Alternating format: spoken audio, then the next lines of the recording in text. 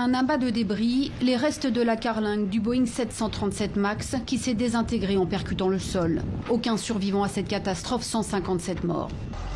À pied d'œuvre, les enquêteurs de l'agence éthiopienne de l'aviation civile tentent de déceler des indices. 2 boîtes noires ont été retrouvées. Elles pourraient permettre de comprendre pourquoi cet avion récemment révisé, piloté par un commandant de bord aguerri, s'est écrasé.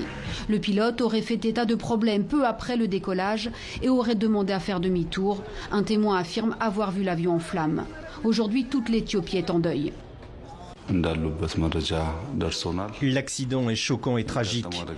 Comme nous le savons tous, Ethiopian Airlines est une compagnie aérienne réputée qui affiche depuis longtemps un bon bilan en matière de sécurité. La cause de l'accident fera l'objet d'une recherche approfondie de la part des professionnels du secteur et les résultats de l'enquête seront rendus publics. À Nairobi, à l'ouverture de la conférence annuelle du Programme des Nations Unies pour l'environnement, 1 minute de silence a été observée. L'ONU paye un lourd tribut à cette catastrophe. 22 membres de l'organisation ont péri dans l'accident. Au total, parmi les victimes, on dénombre 35 nationalités, 32 Kenyans, 18 Canadiens. Par précaution, plusieurs pays ont décidé d'immobiliser leur Boeing 737 MAX, la Chine, l'Indonésie, l'Éthiopie bien sûr.